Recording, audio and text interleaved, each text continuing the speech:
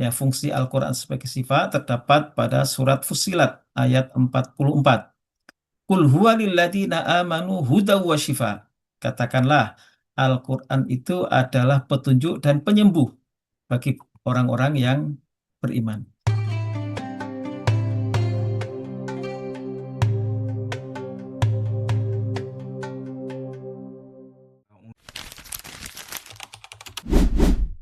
Insya Allah pada kesempatan pagi hari ini kami akan mengangkat tema Al-Quran sebagai obat penyakit rohani dan jasmani.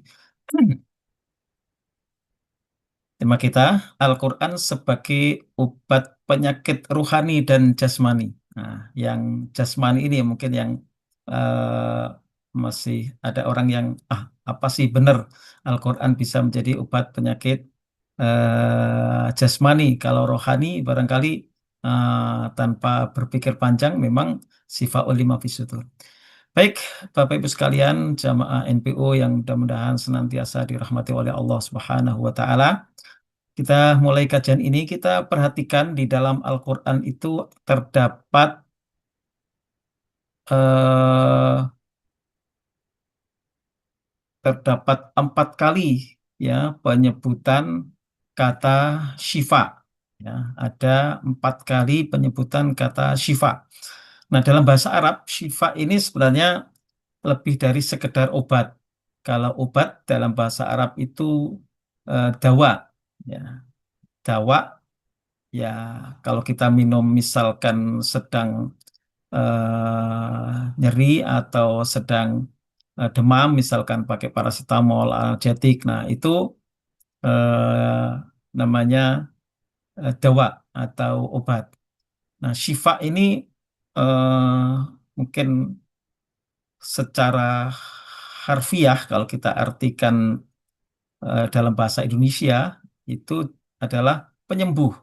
Nah, atau kadang sering diartikan penawar, atau secara umum ya obat. Maka ketika ada orang yang sakit, kita mendoakan Allahu yashfika. Mudah-mudahan Allah memberikan kesembuhan kepadamu. Ya, Allahu yashfika. Di dalam Al-Quran disebutkan wa idza maridtu fahuwa yashfin. Jika aku sakit, maka Allah yang memberikan kesembuhan kepadaku. Kita sering juga mengucapkan syafaqallah. Mudah-mudahan Allah memberikan kesembuhan. Nah, Al-Quran disebut oleh Allah sebagai syifa. Nah, ada 3 kali penyebutan kata syifa untuk Al-Quran dan 1 kata syifa lagi untuk madu. Ya. Ayat pertama yang menyebutkan bahwa Al-Quran itu sebagai syifa, sebagai penyembuh, ya, dalam bahasa Arab, rumah sakit itu rumah penyembuh, ya, mustashfa, makan litolabi syifa. Nah, kalau kita ini masih rumah sakit. Nah, dulu ada wacana ganti aja rumah sehat atau rumah sembuh.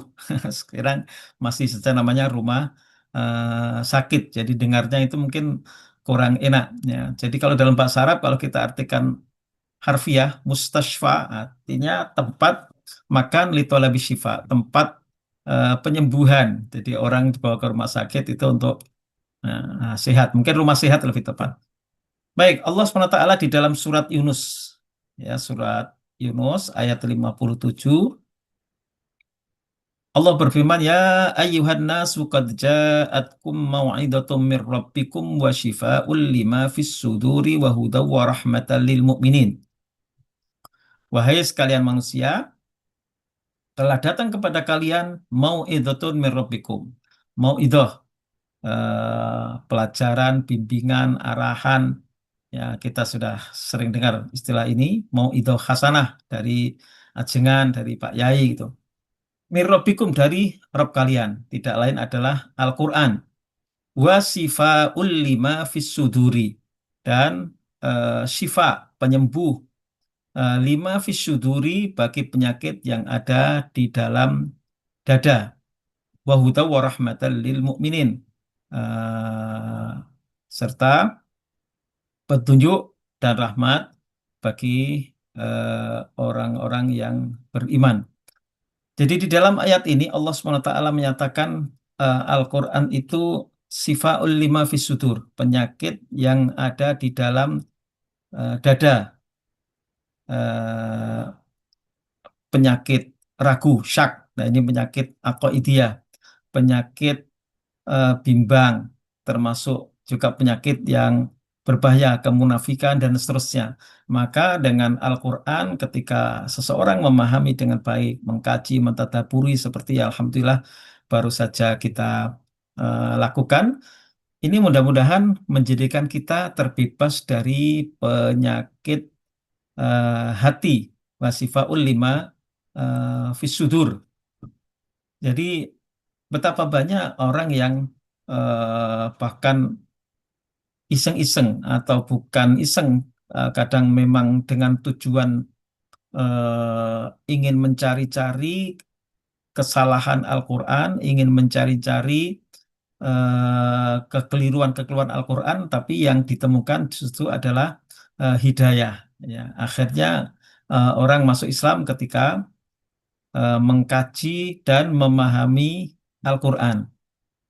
Dan ini yang mengkaji tentu belum Islam. Bahkan kisah Umar bin Khattab tentu menjadi pelajaran bagi kita. Umar ketika itu hendak membunuh baginda Nabi, tapi ternyata dia diberitahu oleh kawannya bahwa Fatimah bintil Khattab, adik kandungnya, sudah masuk Islam. Lalu semakin marahlah Umar bin Khattab, lalu mampir menemui adiknya dan ternyata di situ sedang mengaji Al-Quran. Lalu lembaran mushaf itu direbutnya dan tentu saja Fatimah menghalangi dan melarang, lalu sampai dipukul hingga sakit, hingga memar, hingga luka. Lalu karena maksa, akhirnya Umar diizinkan oleh Fatimah, tapi dengan syarat kamu mandi dulu. Ya, disuruh mandi, kemudian membaca 10 ayat pertama surat Toha. Ya, Toha ma anzalna 'alaikal Qur'ana litasqa illa tadhkiratan liman yakhsha tanzilan mimman khalaqal arda was samawati ula ar-rahmanu 'ala istawa. Nah, dan seterusnya. Akhirnya dia renungi, dia fahami, dan akhirnya di situ dia mendapatkan petunjuk. Ya, yang langkah kakinya dari rumah ingin membunuh baginda Nabi, tapi setelah belok ke rumah adik kandungnya dan mendapatkan hidayah dari bacaan Al-Quran, yaitu awal surat Toha, akhirnya Umar mendapatkan syifa lima fis sudur. Artinya dadanya menjadi sembuh dari segala penyakit kebencian kepada Rasulullah, kedengkian kepada beliau, bahkan memiliki niat yang sangat jahat, yaitu membunuh Rasulullah Shallallahu Alaihi Wasallam. Secara khusus tentu ayat ini berbicara tentang penyakit yang ada di dalam dada. Surat Yunus ayat 57. Kemudian terdapat dalam surat Al-Isra, surat ke-17 ayat 82, wa nunazzilu minal Qur'ani ma huwa shifa'u wa rahmatul lil mu'minin wa la yazidu zalimina illa khasar. Kami turunkan Al-Quran itu ya, sebagai penawar, sebagai penyembuh, sebagai obat. Ya, ini lebih umum. Yang pertama disebutkan lima fisudur. Jadi mengarahnya adalah kepada penyakit hati, penyakit ruhani, penyakit iktikad. Ya. Nah, pada ayat yang terdapat dalam surat Al-Isra ayat 82 ini Allah firmankan wa nunazzilu minal Qur'ani ma huwa shifaa'u wa rahmatul lil mu'minin wa la yazidu dzalimina illa khasara. Kami turunkan Al-Qur'an sebagai penawar selain rahmat bagi orang-orang yang beriman. Ya, wala yazidu dzalimina illa khasara. Sedangkan bagi orang-orang zalim, Al-Qur'an itu hanya akan semakin menambah kerugian saja bagi mereka. Kemudian satu ayat lagi yang berbicara tentang syifa, ya, fungsi Al-Quran sebagai syifa terdapat pada surat Fussilat ayat 44. Qul huwa lilladzina amanu hudaw wa shifa. Katakanlah, Al-Quran itu adalah petunjuk dan penyembuh bagi orang-orang yang beriman. Ini tiga ayat yang menyebutkan bahwa Al-Quran itu sebagai syifa, baik syifa lima fis sudur, syifa bagi penyakit yang ada di dalam dada manusia maupun syifa penyembuh secara umum.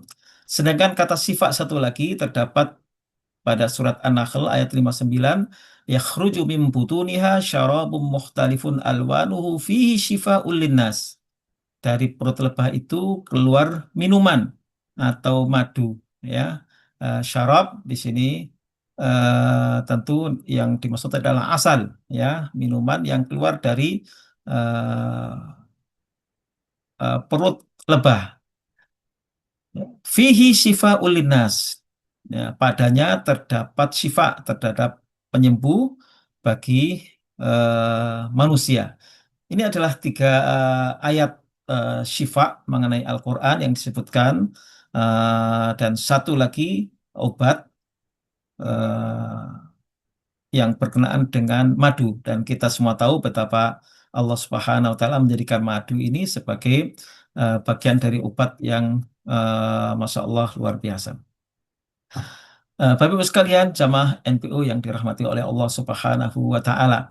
Dalam kehidupan kita sehari-hari, kita tidak lepas dari cobaan yang namanya penyakit, baik penyakit yang sifatnya hati, perasaan yang mungkin bimbang, ragu, atau galau dan seterusnya, maka Allah Subhanahu wa Ta'ala telah memberikan solusi eh, dengan Al-Quran ini sebagai obat penyakit jasmani maupun rohani. Nah, ada pengobatan syar'i yang kita kenal dengan istilah ruqyah. Nah, ruqyah ini secara harfiah itu sebenarnya adalah jampi. Jadi dengan membacakan doa-doa tertentu. Nah, ruqyah ini ada yang sifatnya tidak syar'i dengan jampi-jampi yang mungkin bacaannya kita tidak mengerti, atau dengan bacaan kadang bacaan itu ayat tapi dibulak-balik di eh, apa, dulu saya waktu kecil itu ada orang namanya Kulhu Sungsang, membaca Kul Huwallahu Ahad tapi dibalik, ya, dengan keyakinan ini dan itu dan seterusnya, bahkan membaca Al-Quran supaya bisa terbang dan seterusnya. Tentu ini sesuatu yang tidak ada contohnya dari Rasulullah SAW. Lalu bagaimana yang dicontohkan oleh Rasulullah? Terdapat banyak riwayat. Saya buka dalam Sahih Bukhari, Sahih Muslim, tentang ruqyah, tentang jampi, tentang berobat dengan Al-Quran. Ya, jadi Al-Quran selain sebagai petunjuk tadi, tentu membimbing kita, mengarahkan kita, juga adalah menjadi obat, ya, bagi kita. Selain obat hati, juga adalah obat rohani. Di antaranya adalah hadis panjang yang diriwayatkan oleh Imam Al-Bukhari, ya. Intalaqa nafarun min ashabin Nabi. Ada beberapa eh, orang dari para sahabat Nabi yang fi safratin safaruha, ya, sedang rombongan lah, rombongan beberapa orang sahabat Nabi yang sedang melakukan perjalanan, sedang safar, hatta nazalu ala hayyin min ahya'il Arab, sampai mereka kemudian harus singgah di salah satu perkampungan Arab, ya, Arab kampung. Fastadafuhum, lalu mereka meminta izin untuk bertamu. Ya, lazimnya namanya orang bertamu itu adalah disuguhi, dikasih minum dan makan dan seterusnya. Itu sudah tradisi yang sudah lama, walaupun tidak kenal, tapi musafir itu perlu mendapatkan perhatian. Apalagi di zaman itu, ya. Kalau zaman sekarang asal kita bawa uang, ya, di rest area, ya, kita bisa beli apapun yang kita inginkan. Tapi zaman dulu belum ada warung, belum ada macam-macam. Tentu ya makan itu ya dari yang dimasak, ya. Kalau bahan makanannya habis ya sudah ya. Fastadofuhum mereka minta dijamu. Fa'abau ayyudhayifuhum tapi mereka tidak mau. Faludi'a sayyidu dzalikal hayy. Ya, qadarullah kepala suku, kepala kampung itu mendapatkan sengatan, disengat binatang yang berbisa. Ya, ludi'a itu bisa dari akrab, bisa dari apa namanya? eh, apa kalajengking atau tarantula apa namanya ya semacam itu. Nah, dalam riwayat lain ada menyebutkan apakah yang jelas itu binatang berbisa. Allah tuh fasaulahu bikulli syai'in la yanfa'u syai'un sudah diupayakan melakukan pengobatan dicari tabib yang ada tapi ternyata tidak mendapatkan kesembuhan. Ya, faqala ba'dhum lalu sebagian dari warga kampung itu eh, mengusulkan lau ataitum haula'ir roh alladzina nazalu la'allahu yakunu 'inda ba'dihim say'un. Bagaimana kalau kita coba tadi samperin orang yang tadi mau singgah di sini dan kita tolak. Barangkali di antara mereka ada yang bisa mengobati, ya bisa eh, meruqyah, ya. Fa'atahum faqalu lalu akhirnya dikejar ya dan kemudian bertemu faqalu mereka mengatakan ya ayyuhar ratu wahai kisana wahai para musafir inna sayyidana ludi'a wa sa'aina lahu bikulli syai'in la yanfa'uhu. Kepala suku kami di sengat terkena sengat binatang. Wasa'aina lahu bikulli syai'in la yanfa'u. Kami sudah melakukan berbagai upaya tapi ternyata masih sia-sia saja. Fal inta ahadikum min syai'in, apakah ada di antara kalian yang bisa coba memberikan pengobatan? Ya. Faqala ba'duhum, maka sebagian dari sahabat ini mengatakan, dalam riwayat lain sahabat ini adalah Abu Sa'id Al-Khudri. Naam, ya. Wallahi inni la urkis. Demi Allah, saya bisa meruqyah. Saya bisa menjampi. Saya bisa mengobati. Walakin, wallahi laqad istadafnakum falam tudhayifuna. Tapi kami minta ya agar dijamu tapi kalian tidak mau ya menolak fama ana birakin lakum hatta tas'alun najulan kami mau meruqyah menjampi mengobati kalian tapi tentu ada imbalannya ya. Nah, fasalahuhum ala qati'im minal ghanam.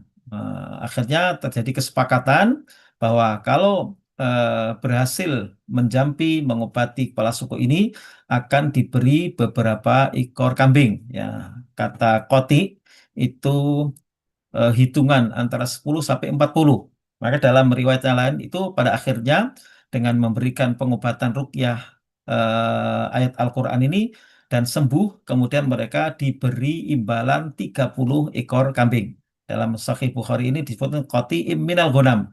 Ya, beberapa puluh ekor kambing. Jadi 10 sampai 40 itu dalam bahasa Arab qati'.